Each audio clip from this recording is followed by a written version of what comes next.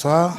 Donc, je suis Aruna Darga. Donc, je remercie d'abord M. Perrier pour l'invitation et Christian qui n'est pas là, mais qui m'ont fait l'honneur de m'inviter à venir présenter. Donc, je suis chercheur à Sorbonne Université, j'enseigne à Polytech Sorbonne. Je fais ma recherche au GIPS. Et depuis quelque temps, je m'engage un petit peu dans le domaine associatif pour l'accès à l'énergie, notamment dans les pays en développement. Donc, je vais venir vous parler de cet accès à l'énergie dans les pays en voie de développement. Alors, je commençais juste par... parce que j'ai eu un petit peu de mal à positionner ce que c'était un pays en voie de développement. Donc, la source la plus facile, c'est Google. Donc, Wikipédia m'a donné cette image du monde hein, qui montre avec différentes couleurs. Donc, c'est très, très joli, qui permet de classifier les pays en fonction de leur niveau de développement. Donc en fait, on regarde l'indice de développement humain. Donc c'est l'OMC en fait qui classe. Et donc les pays peuvent demander à être classés comme pays en voie de développement ou pas. Donc quand ils sont classés en pays en voie de développement, ils ont accès à certains guichets. Donc en fait, ils vont avoir un peu plus d'aide ou des taux de prêts souverains beaucoup plus faibles. Et donc on voit bien ici sur le rouge que les pays qui sont classés en voie de développement ou qui ont voulu se classer en voie de développement, donc c'est un petit peu délicat, sont situés principalement en Afrique. Et donc, moi, j'ai essayé de retravailler cette image en mettant à côté la consommation d'énergie par habitant par an dans ces zones-là. Et on voit clairement apparaître des choses assez intéressantes. Donc on a 0,3 TEP pour les pays en voie de développement, principalement en Afrique.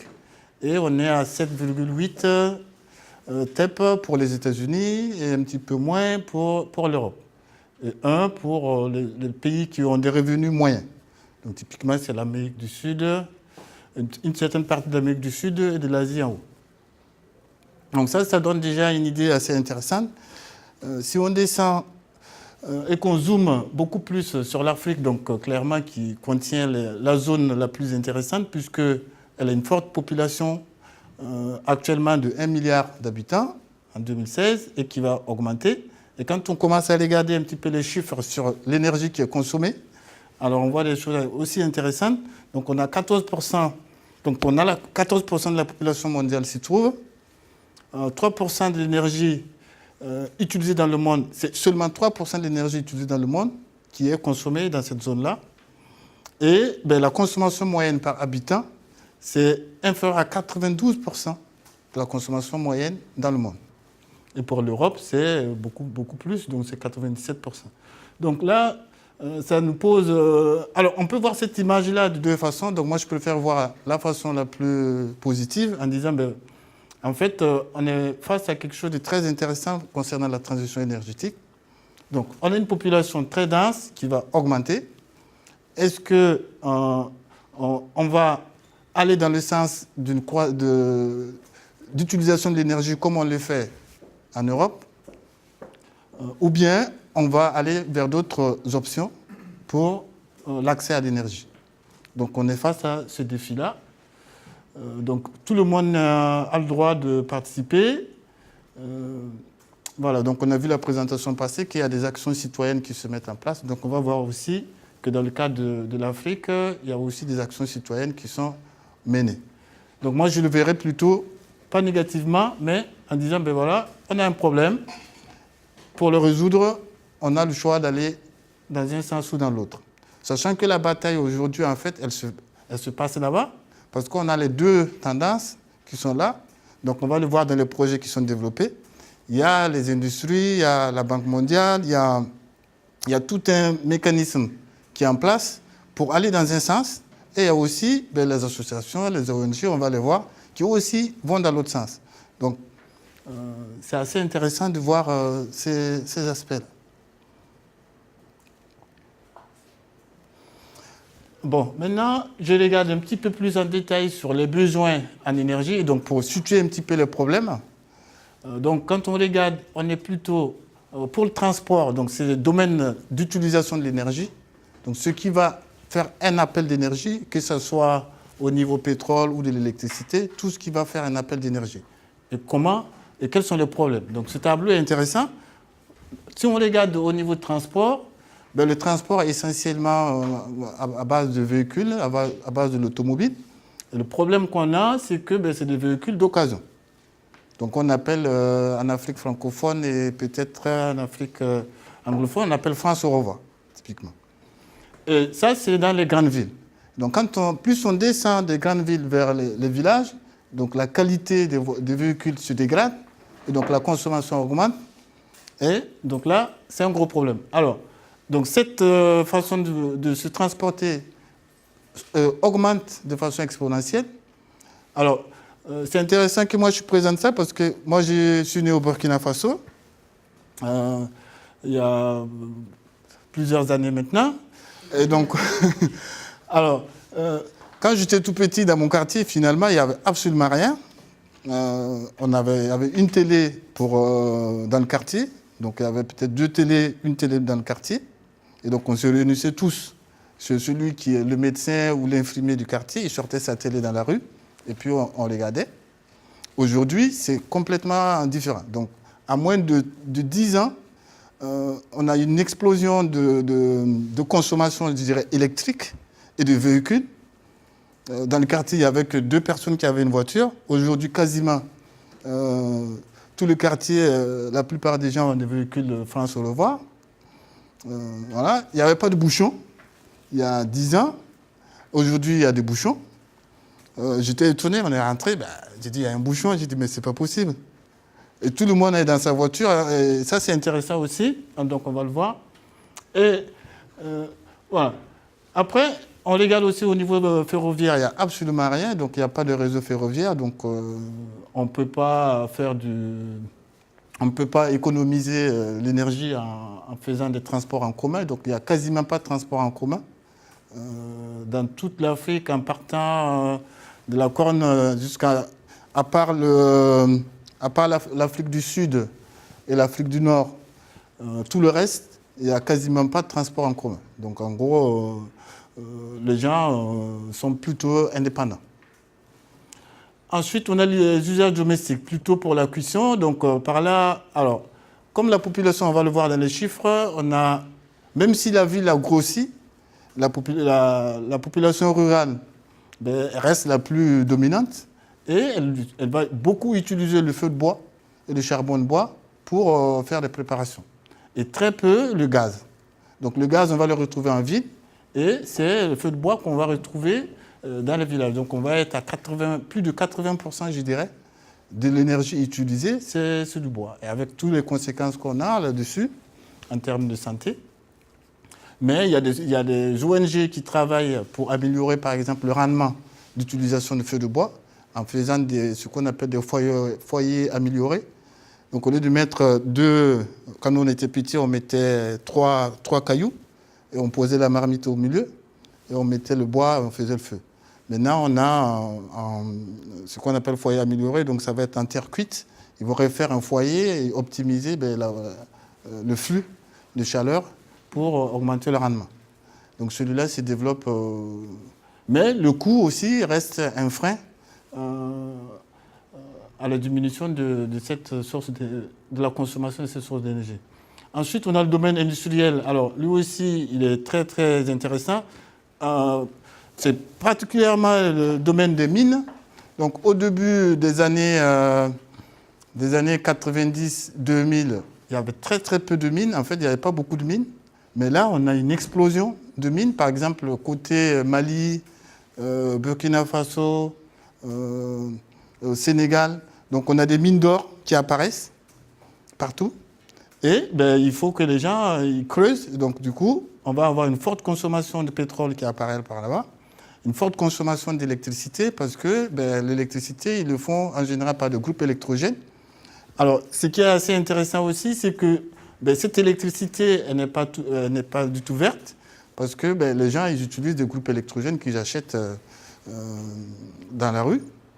Parce que le coût, ce qui est très important, c'est que les gens sont plutôt dans l'optique de dire, quand on fait le calcul, on dit, OK, en installant des panneaux solaires ou en utilisant des énergies renouvelables, tu peux, en faisant le calcul de coût, ils peuvent gagner sur 10 ans, 5 ans. Mais, non, ils disent, OK, aujourd'hui, moi, je veux ce qui est moins cher. Je ne veux pas comprendre ce qui va se passer dans 10 ans. Donc, en fait, on a une logique de dire, le calcul au bout de 10 ans, 20 ans, ils ne veulent pas se projeter sur 10, 20 ans. C'est tout de suite, pour produire de l'électricité, c'est combien? Si ça fait 500, si ça fait 1 euro pour le diesel, alors on prend le diesel et on ne fait pas le calcul de projection sur 10 ans. De l'autre côté, on a les usages domestiques donc là, c'est plutôt dans les villes qu'on trouve ça. On va voir plus tard comment ça se passe. C'est la climatisation, donc c'est vraiment la production de froid. Alors, je ne sais pas ce qui s'est passé. En tout cas, le changement climatique, je pense que par là-bas, ils le sentent vraiment. Hein.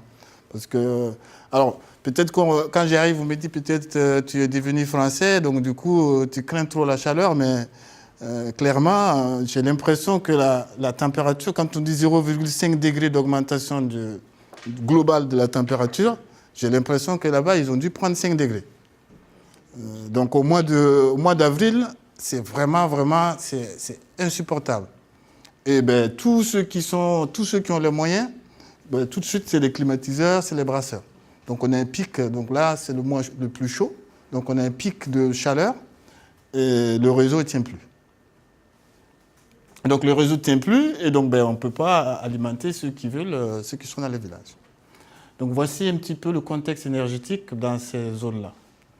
Alors ce contexte-là, il est quasiment partout, sur toute la région d'Afrique, mais il y a des disparités très très importantes entre l'Afrique du Sud et l'Afrique du Nord, qui se dégagent très très bien, et le reste au milieu, qui reste concerné par les problématiques d'accès à l'énergie. Et donc, clairement, quand on regarde les chiffres, on a 3/4 de la population est concentrée là-dedans. Et ceux-là vont utiliser beaucoup plus de la biomasse, donc problème de déforestation qui se met en place. Et de l'autre côté, on est à 1/4 de la population et ils consomment les 75% de l'énergie, de la ressource. Et c'est principalement du gaz, du pétrole et du charbon. Alors, donc, les projets qui sont menés, c'est essentiellement l'électrification. Comme on voit ici, les taux. Voilà, donc on peut aller plus vite. Alors, les projets, donc là, c'est le cas de Burkina. Donc, les projets qui sont menés, en fait, quand on regarde cette carte, elle représente un peu tous les projets qui sont menés, quelle que soit la zone. Donc là, c'est une carte qui montre les lignes de transport de l'électricité. Et donc, tout ce qui est en gras, c'est les lignes haute tension. Et ensuite, quand les lignes qui sont les jaunes clairs, on n'a pas d'électricité. Voilà. Donc, en fait, ce qui va se passer pour tout ce qui est production d'énergie électrique, on va se retrouver à se mettre sur les points pour injecter soit dans le réseau. Donc là, c'est le gros projet. Donc on va en voir, c'est le projet de construction de grosses centrales. Donc là, c'est financé par la Banque mondiale. Donc ça, quand c'est des projets de très grande taille, là, ils font appel à des sources de financement, je dirais, où la rentabilité est très très importante. Ça, c'est vraiment dommage. Parce que quand on parle de rentabilité, on va se concentrer là où il y a beaucoup plus de demandes, donc c'est le point rouge. Ensuite, d'autres projets qui se développent, c'est les projets soutenus essentiellement par les ONG et les associations. Eux, ils vont se concentrer beaucoup plus dans les zones plus claires. Et donc, il y a énormément de projets qui se passent en Afrique pour l'accès à l'eau, à l'assainissement. Alors, c'est vraiment très, très intéressant l'assainissement. Au début, quand on parlait de l'assainissement, les gens disaient, bon, c'est pas grave, on y va, voilà. Il faut juste 2-3 toilettes et ça passe. Aujourd'hui, c'est devenu vraiment un gros problème. On ne peut plus faire de projet sans faire de l'assainissement. Quand on fait de l'eau, tout de suite, il faut y penser, et essentiellement dans les grandes villes. Là, la dernière fois, on était au Cameroun, à l'université. Alors, nous, quand on est à la fac et qu'on arrive à voir les toilettes femmes et hommes, on est content. Par là-bas, c'est même pas possible. Et donc, il y a des filles qui ne viennent plus à l'université parce qu'elles n'ont pas de toilettes. C'est un gros problème. Et donc, du coup, il y a beaucoup de projets qui se mettent en place pour permettre l'assainissement. Alors, pourquoi on va parler d'assainissement alors qu'on parle d'énergie? En fait, les deux sont complètement liés. On ne pourra pas faire une production ou un assainissement sans qu'il y ait une source d'énergie. Parce que d'un côté, il faut pomper l'eau, il faut peut-être le chauffer, il faut de l'énergie tout le temps pour pouvoir faire ça. Donc, en général, la chose qui marche le mieux, c'est de regarder la ressource naturelle qui est à côté. Et donc, on va utiliser le solaire, typiquement. Ensuite, le deuxième point, le projet qui tourne aussi, c'est l'accès à la lumière. Alors, la lumière, elle peut paraître également vraiment anodine, mais non, pas du tout. Parce que il y a beaucoup de villages où les enfants, effectivement, n'ont pas la lumière pour étudier. Et c'est tout un tas de projets. Donc, il y a de jolis projets qui se passent. Ils installent des alimentations dans les écoles et ils donnent des lampes rechargeables aux enfants qui peuvent venir charger la lampe à l'école pendant qu'il y a le cours. Et ensuite, la nuit, l'enfant peut utiliser donc, cette lampe-là pour faire ses études. Alors, ce qu'on a remarqué, c'est que cette lampe-là, finalement, est finie la lampe de la famille, typiquement. Et donc, là aussi, il y a des retours d'expérience sur comment faire pour que la lampe reste la propriété de l'enfant. Donc là aussi, il y a des débats qui sont menés. Et un autre point qui se développe où les gens sont très attentifs, c'est le divertissement, donc la radio et surtout la télé. Donc la population accepte vraiment très bien l'énergie, quelle que soit la forme qui est proposée. Et en général, c'est elle-même qui va aller chercher l'énergie puisque les pouvoirs publics sont quasiment inexistants. Donc elle va installer ses propres panneaux solaires, aller acheter les panneaux dans le marché et demander comment on branche pour pouvoir faire. Et donc, elle accepte sans difficulté. Ensuite, d'autres projets qui se passent, c'est le délestage. Donc ça, c'est ceux qui ont les moyens, je dirais. Donc ça, ils ont chaud et donc ils font beaucoup de bruit pour avoir... Mais c'est ceux qui sont les plus écoutés parce que finalement, c'est ceux qui arrivent à faire fléchir les pouvoirs publics. Puisque quand ils sortent dans la rue, paf, les pouvoirs publics sont plus attentifs et donc ça permet donc de lancer des projets dans le pays. Et donc, à cause de ces pressions, je dirais, ces pressions sociales, le gouvernement se sont mis à développer des cadres réglementaires et des mesures incitatives pour permettre le développement des énergies renouvelables parce qu'il y a une forte pression là-dessus. Alors, le cadre réglementaire et les mesures incitatives varient d'un pays à l'autre et on le voit clairement. Donc, l'Afrique du Nord est en bas, l'Afrique du Sud, le cadre réglementaire est vraiment clair. Donc, eux, ils sont en avance. Alors, ce qui est intéressant dans ces cadres réglementaires, c'est que dans les textes, c'est bien écrit, c'est clair. Il y a l'efficacité énergétique qui est vraiment développée. Par contre, la mise en œuvre reste quand même difficile parce que les pouvoirs publics n'ont pas les moyens de contrôler ou de mettre en œuvre ces mesures. L'autre point que je trouve négatif, c'est la libéralisation du secteur de l'énergie. Alors, je pense que dans la plupart des pays au centre qui ont commencé à écrire les textes de loi en faveur des mesures incitatives, ont un petit peu copié ce qui s'est passé en Europe dans les années 2002-2003. Puisque en Europe, on a amorti l'investissement des infrastructures et du coup, pour augmenter la croissance, on a ouvert le marché pour que les entreprises puissent développer d'autres secteurs. Alors que de l'autre côté, le réseau n'est pas encore construit et on ouvre le secteur et du coup, on va avoir de grosses inégalités puisque tous les projets de production d'énergie doivent être rentables et faire de l'argent.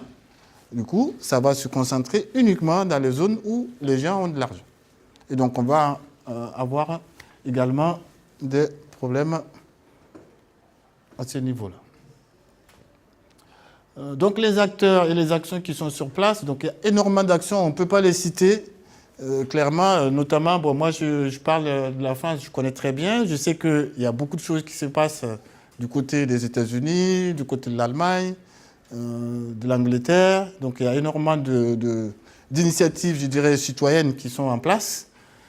Pour ce qui est de la France que je connais, c'est les ONG qui sont vraiment très actifs, où ils ont vraiment une approche, je dirais, innovante en termes d'amélioration de l'accès à l'énergie. C'est Fondem, c'est l'Électricien sans frontières, et encore, il y a vraiment plein d'autres qu'on n'arrive même pas à citer. Souvent, c'est des groupes de 10, 5 personnes qui font des actions dans leur coin, et ça marche terriblement bien. Et ces actions-là, ben, ça peut être tout simplement d'électrifier une école avec tout ce qu'on vient de voir, permettre aux jeunes filles d'aller à l'école. Ça peut être tout simplement la production d'eau potable, etc. Après, on a également d'un côté les organisations sous-régionales. Alors, celles-là, elles sont plutôt, je dirais que les organisations sous-régionales et pré-souverains c'est la même chose.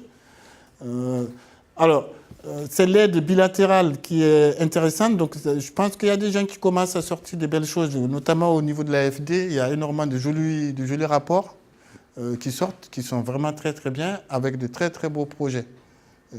Donc, des appels à projets et qui incitent vraiment à développer des approches nouvelles en termes de fourniture d'énergie. Alors nous, depuis l'année dernière, nous aussi on s'est mis là-dedans, on a commencé à... Donc là c'est un exemple, ce n'est pas le seul, il y a beaucoup d'actions à faire, c'est le crowdfunding. Alors nous on était intéressés par deux aspects, c'est que d'un côté on aime la recherche et on aime faire de la science, et de l'autre côté, on aimerait bien aider ceux qui n'ont pas la possibilité d'avoir de l'eau et de l'énergie. Et donc, on a combiné ces deux aspects-là dans un projet qui consiste donc à installer un système qui est très très connu, donc c'est le pompage d'eau avec un système solaire. Donc c'est un système qui est très connu. Par contre, ce qui n'est pas bien connu, c'est quels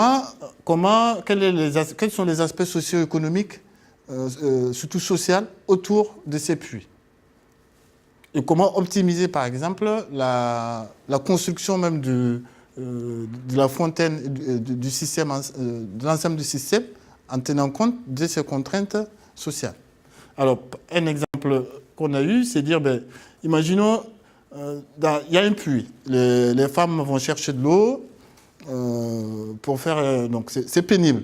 Mais par contre, elles aiment bien avoir les points de rencontre et de discussion. Donc ça veut dire que si on détruit, si on fait un système distribué où chacun a son robinet chez lui, en fait on va détruire quelque chose dans leur façon de faire. En faisant une borne fontaine, on diminue la pénibilité, mais elles gardent toujours le côté social qu'elles avaient autour du point d'eau. Et donc ça, c'est des exemples qu'on a observés sur ce projet-là. Donc en faisant la fontaine, tout de suite, on a vu une organisation socio-économique qui s'est mise en place toute seule.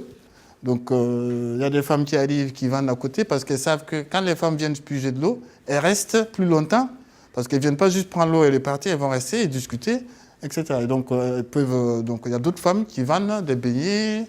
Donc il y a tout un développement économique qui s'est mis en place autour de la fontaine.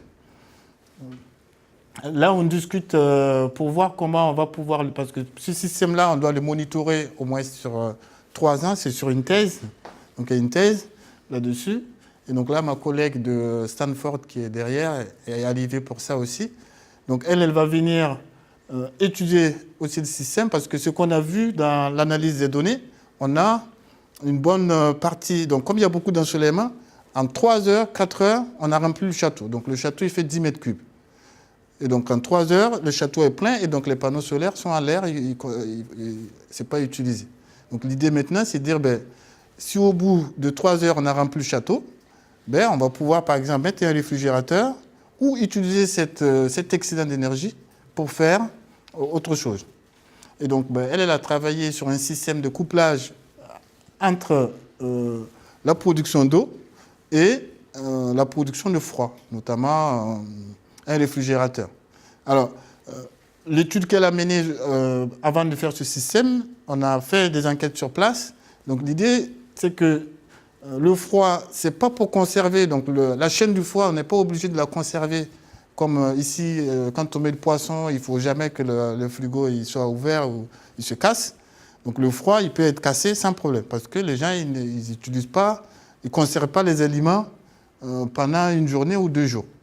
C'est plutôt pour faire de la boisson fraîche ou c'est vraiment une utilisation sur 3 heures, 4 heures, par exemple.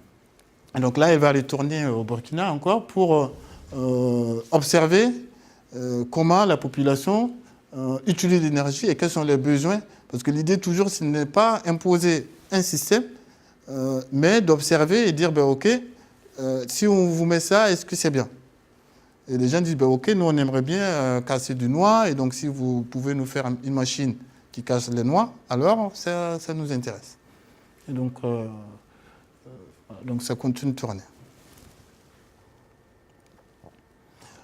D'autres acteurs qui marchent, qui ont vraiment bien compris les besoins et qui ont étudié les besoins, c'est ce qu'on appelle les systèmes. C'est de tout petits systèmes, vraiment très faible puissance, donc c'est 40 watts, c'est pas beaucoup. Juste une LED très très efficace, donc les lampes à LED utilisées là-dedans sont extrêmement efficaces en termes efficaces en énergie. Et ben, ces systèmes-là fonctionnent très très bien parce que le paiement se fait à la demande. Donc les systèmes, on paye un acompte de, disons, 10 € par là, 10 € ou moins de 10 €. Et ensuite, par jour, on peut payer 1,50 € de consommation. Et là, ça correspond très très bien au mode de consommation des villageois qui vraiment, donc ce type d'initiative et de projet fonctionne extrêmement bien.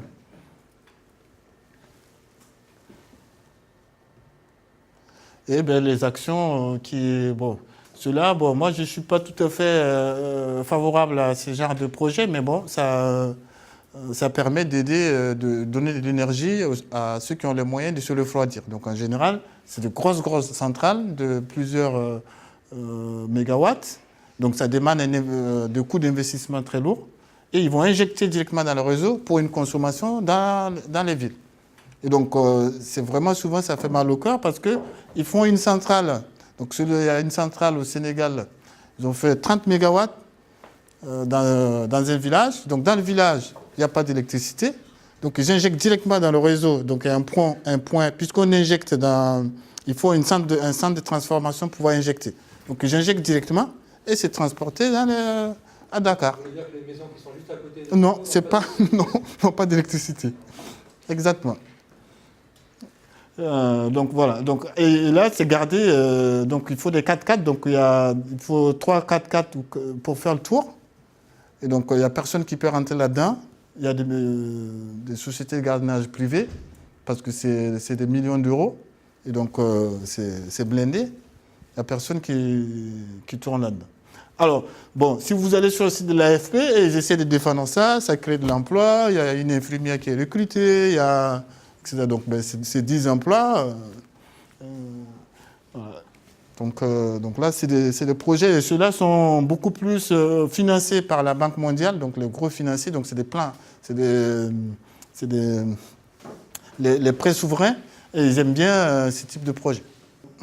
Donc pour conclure, juste pour dire, ben, la population accepte, mais ce n'est pas toujours tout à fait le cas. Alors il y a un cas que j'ai trouvé qui était très intéressant, c'était entre la Mauritanie et le Sénégal.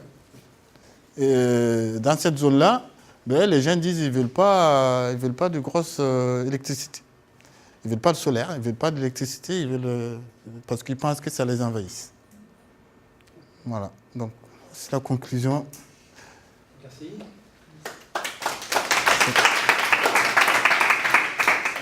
Oui, là, on a l'impression sur votre présentation qu'il y a vraiment deux visions très différentes de ces projets. Une vision donc un peu macro avec le projet que vous citez, des grosses centrales promues par l'AFD ou la Banque mondiale, et puis des projets beaucoup plus à taille humaine. Vous avez insisté sur le fait que dans votre approche, vous respectiez les besoins et que vous interrogez les habitants pour vérifier que votre projet correspondait à la réalité. Moi, j'ai bien aimé l'histoire de la fontaine, où on comprend que cette fontaine, finalement, préserve les liens sociaux, etc. Est-ce que ça, c'est une attitude que l'on retrouve dans la plupart des projets menés par des associations? Est-ce que vous avez pu comparer vos approches avec d'autres, que ce soit au Burkina ou dans d'autres pays africains? Est-ce que globalement, pour résumer, est-ce qu'on a plutôt tendance à être dans des gros projets financés à coups de millions, ou est-ce qu'on est plutôt dans des approches plus proches du terrain, plus proches des habitants? Ouais, donc oui, effectivement, il y a ces deux approches-là. Les gros projets ont beaucoup plus de sous et les petits projets type association ont beaucoup moins de sous. Et donc en fait, les associations, c'est vous et moi, typiquement. Quand on prend la Fondem ou Électriciens sans frontières, ils font des appels à dons. Donc ils interviennent partout. Et eux aussi, ils ont cette approche-là. C'est d'abord le besoin vient de la base et ensuite, ils ajustent. Et toujours, il faut qu'il y ait un tandem de la pérennité du système. Et ils ont énormément d'expérience en termes de projets co-gérés de cette façon-là. Ça veut dire que la Banque mondiale ne finance jamais des projets de ce type-là, du type plus taille humaine. C'est forcément des grosses centrales que va financer la Banque mondiale. Beaucoup plus. Parce qu'ils regardent le taux de rentabilité. D'accord. C'est ce qu'on appelle des projets, entre guillemets, bancables. Ok. Alors, juste pour terminer, parce que j'avais une question moi, qui me titille à l'esprit, vous avez cité un certain nombre d'ONG en disant qu'il y a bien d'autres associations, mais est-ce que ces associations sont des associations locales venant des citoyens de ces pays, ou est-ce que ce sont des structures extérieures, donc des ONG internationales ou... Oui, il y a des associations locales. Les associations qui ont plus de poids sont là où il y a les ressources. Alors, là où il y a les moyens financiers. Il y a aussi des moyens financiers en Afrique, ça c'est sûr. Pour l'instant, on n'arrive pas à savoir comment on va les mobiliser, mais on est conscient, on sait qu'il y a une classe moyenne qui s'est extrêmement développée. Et donc les gens réfléchissent pour voir comment on peut arriver à mobiliser ces gens-là. Mais les associations dont j'ai cité là, c'est des associations basées en Europe. Est-ce que le projet que vous avez vu tout à l'heure d'énergie partagée serait concevable au Burkina, par exemple? Ah ben oui. Ça serait imaginable de monter une structure de ce type-là qui soutiendrait des projets citoyens et qui les financerait. D'accord. Il n'y a pas d'incompatibilité, je veux dire, dans la structure socio-économique ou dans la structure politique du Burkina. Est-ce que ça serait possible réglementairement, par exemple, de le faire? Oui, mais là, c'est le côté positif des nouvelles lois qui sont sorties. C'est que la loi dit on a tous le droit de produire et consommer notre énergie, typiquement. En fonction de la puissance, on va se retrouver à demander des agréments.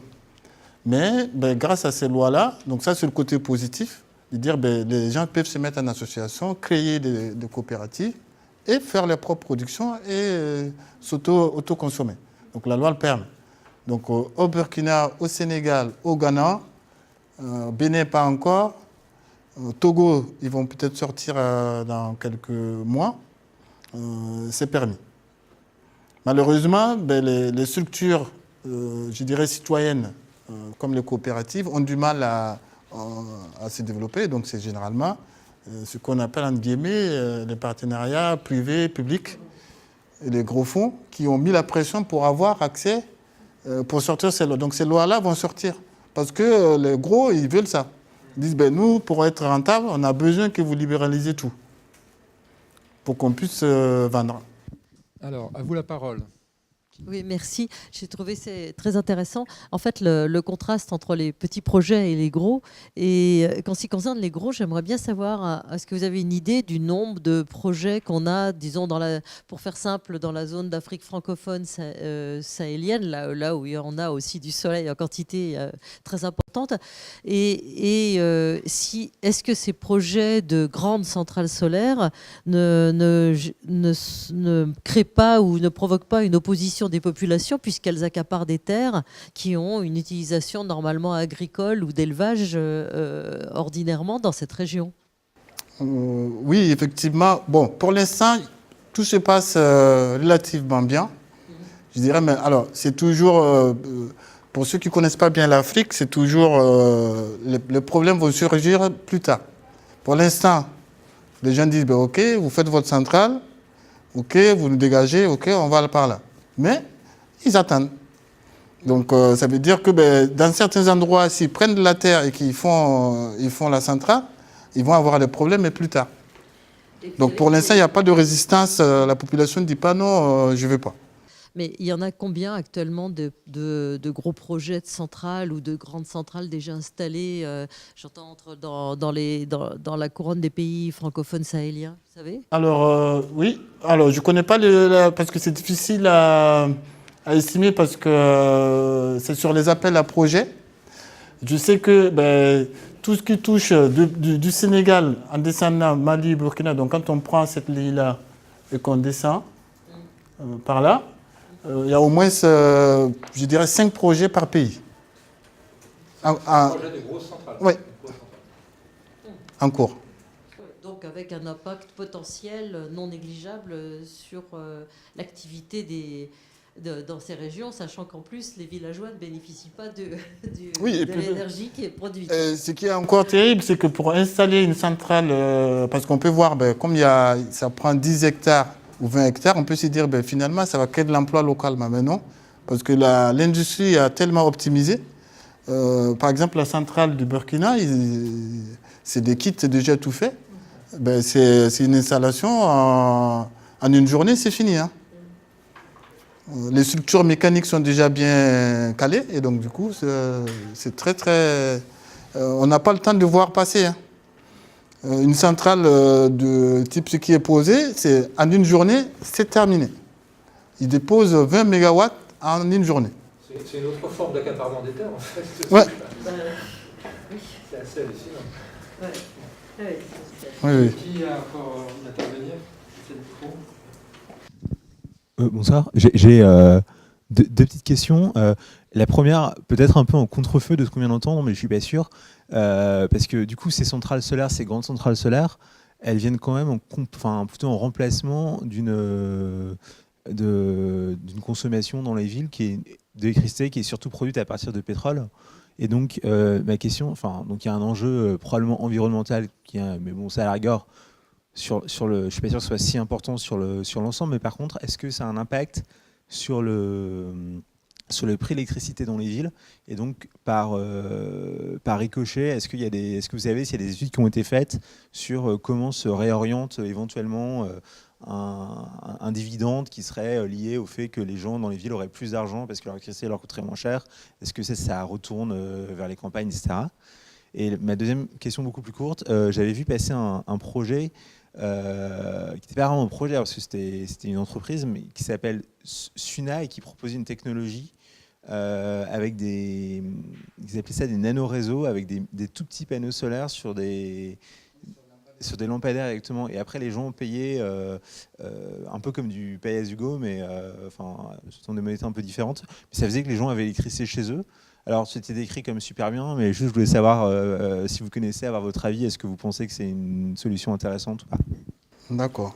Pour la première question, donc, au niveau du prix, les gouvernements promettent que le prix de l'électricité va baisser. Jusqu'à présent, on ne voit rien.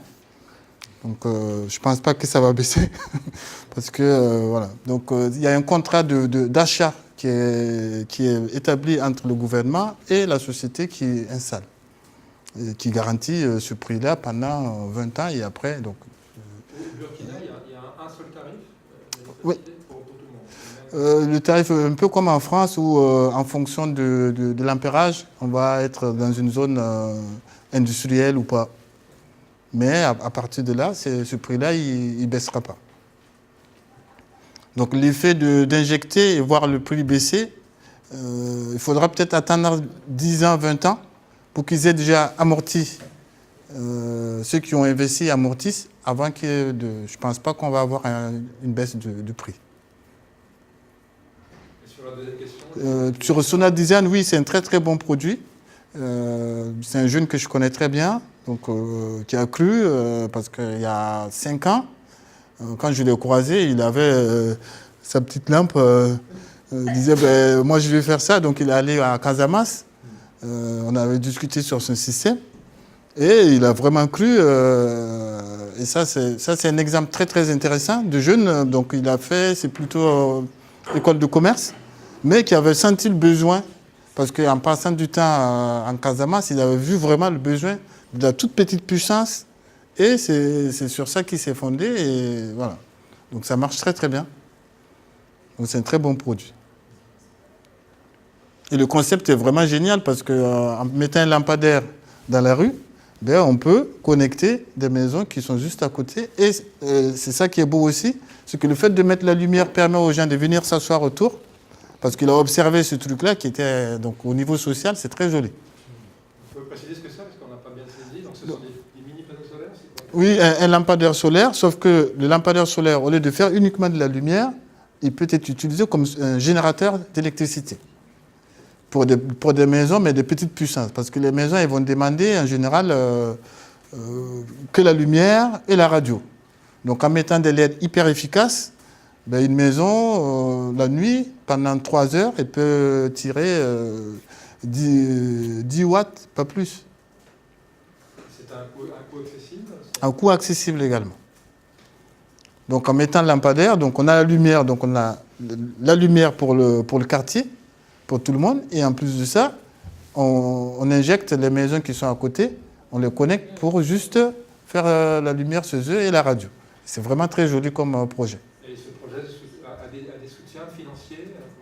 Alors, il a démarré en association ONG, mais aujourd'hui, il y a les grosses... les banques ont cru, parce qu'ils ont compris que lui, il avait vraiment senti ce besoin-là. Et donc, il est vraiment soutenu par la plupart des institutions financières. En confiance que ce produit-là va fonctionner. Ouais. Et effectivement, il vend vraiment beaucoup.